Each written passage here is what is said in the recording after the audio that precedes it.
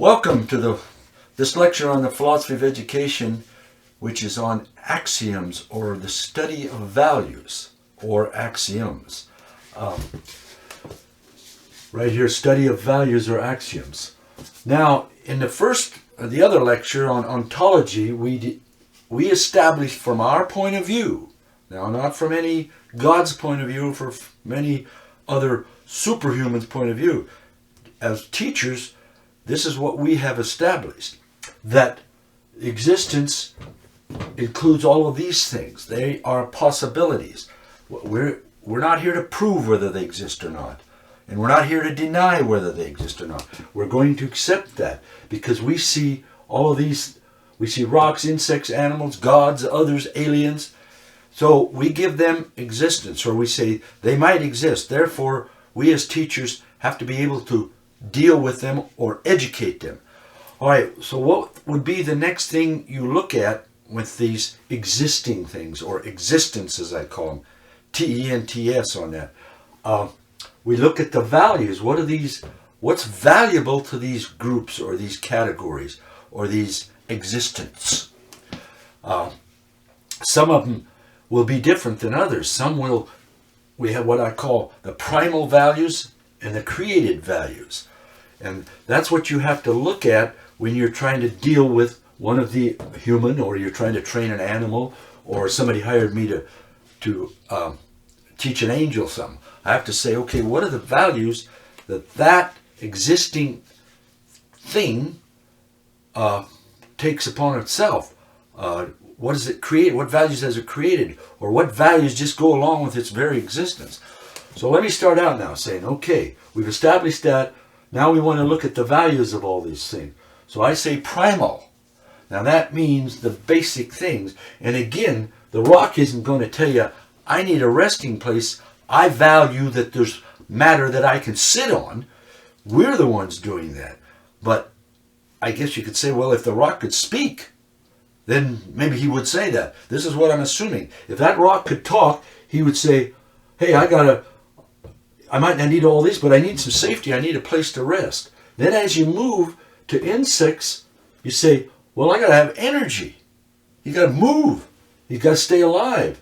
And he does need rest. Most of them. Now remember, these categories are different. They won't have the same one. And he's concerned about safety. If you don't believe me, get involved with a hornet, and you'll find he's looking for safety. So as we move through these, you say, well, which ones? What does a rock have? Well, I won't put anything. Insects probably have all of these. Animals probably have all of these. Humans definitely have all of them. And then we go to aliens. I don't know. So we'll just put a question mark here. Angels? Well, they seem to be concerned about communicating with us, so they must have a little energy. But I'm not going to even establish that. I'll just put a question mark here. But okay, then you say, well, how could I teach an angel?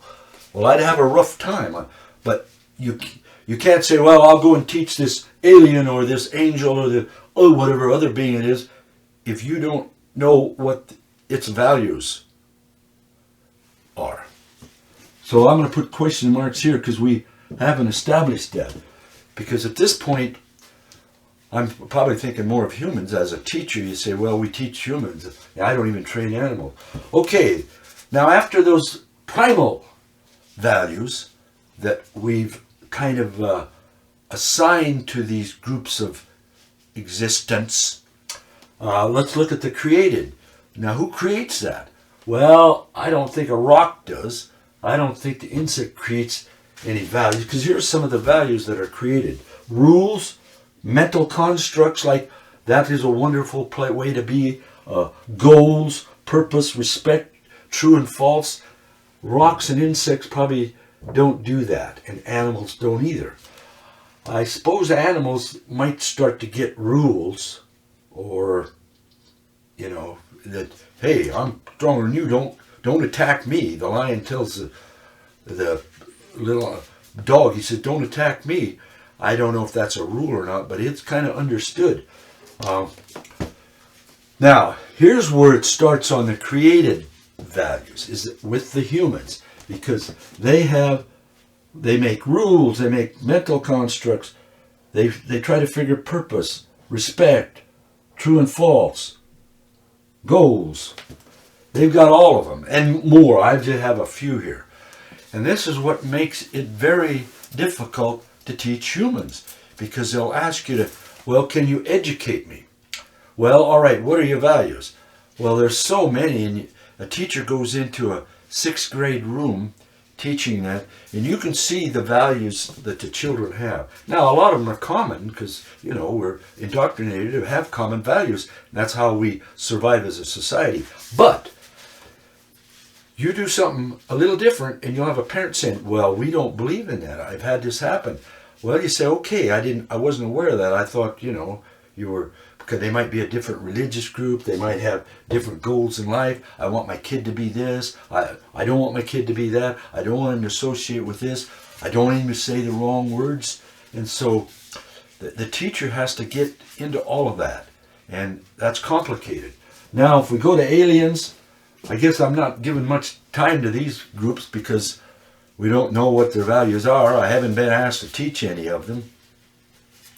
So I guess we just leave it. But you say, well, yeah, God wants you to respect him. Let me use this. Okay, is God, now did he create these, or here we back to this whole thing. This guy gave him, he attributed the value, because the human's great for applying, and then he attributes value. He makes them up, and then he says, this is what you need. He tells the animal. He doesn't tell him, but he says, well, yeah, you eat a cow. That's what they're for.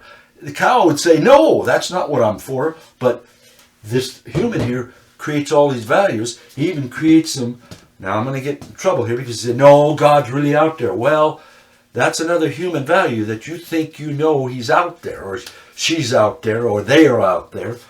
But whatever way it goes, if you are right and they are out there, then we'd say, okay, even if they're out there and I didn't create them, I created a value. I said, oh, well, God wants us to have purpose and respect. Now, if mankind is the one that says, oh, well, yeah, he's part of my construct here, mental construct, the gods are, well, then you've given him the same thing here. You're saying, yeah, he wants respect, the one I created. Or even if I didn't create him, if he's out there, then we come up with saying, hey, we have to respect that God. Angels, you never swear at an angel. Now, whether the angel's there or you created the angel, there's respect, whether it's valid or not. Okay, so why do we get into this? Because you have to, in order to educate, first you establish this, then you got to find this. Now, what will this do for us in the next topic, which is going to be epistemology?